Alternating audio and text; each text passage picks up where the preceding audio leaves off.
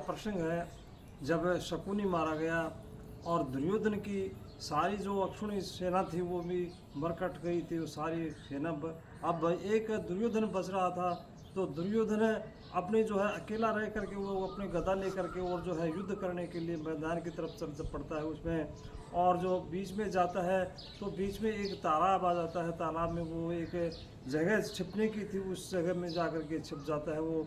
और उधर से जो है पांडव जो इस तरह से श्री कृष्ण भगवान के साथ में चल रहे हैं। पांडव कहते हैं तो इस तरह से, क्योंकि उन्होंने प्रतिज्ञा कर रही थी कि श्री कृष्ण भगवान भी कहते हैं कि जब तक दुर्योधन को जो है नहीं मारा जाता तब तक हमें जीत हासिल नहीं होगी। इस तरह से जो उनको ढूंढते हुए फिरते हुए जा रहे हैं।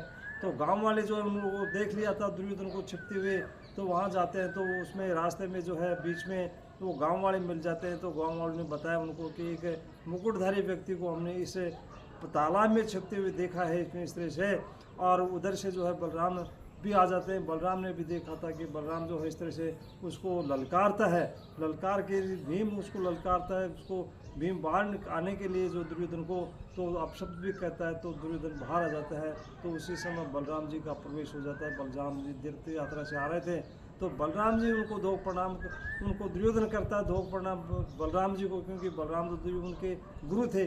उनको धनु ये जो सारी जो है गदा ये सारी विद्या बलराम ने सिखाई थी। इस तरह से जो है उनको युद्ध करने के लिए जो है वो दुर्योधन कहता है कि मेरे पास में गदा के अलावा और कोई साधन नहीं है, मैं गदा से युद्ध करूंगा।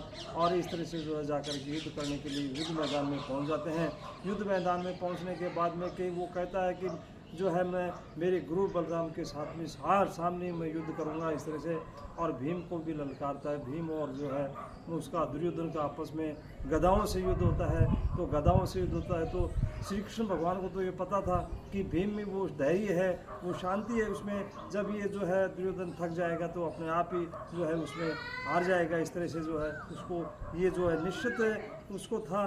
लेकिन उस समय वह बलराम जी भी वहाँ बैठे हुए थे। बलराम जी बैठे हुए थे, दोनों का आपस में युद्ध होता है। तो युद्ध में जो है भीम की नज़र श्री कृष्ण भगवान के ऊपर पड़ जाती है। तो श्री कृष्ण भगवान ने अपनी जांग के ऊपर थप्पी लगाई थी।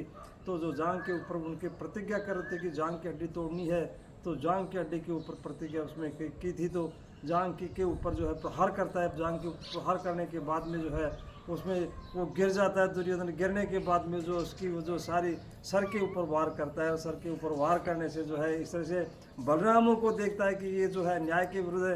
क्योंकि उस समय ये था कि कमर से नीचे वार नहीं किया जाता था, कमर से ऊपर ही वार किया जाता था। तो इसमें बलराम ने कहा कि इसमें श्री कृष्ण भगवान ने उनको रोका, क्योंकि बलराम जी जो है भीम के ऊपर जो है उसको मारने के लिए दौड़ रहे थे। श्री कृष्ण भगवान ने उनको रोका कि रुकिए, आप जो है उस समय की बात को याद करिए जब द्रौपदी का चीरहरण हो रहा था। ये सारे के सारे देख रहे थे और उसकी याद रहा। इस तरह से जो है दुर्योधन को जो है इस तरह से उसको ख़त्म कर दिया।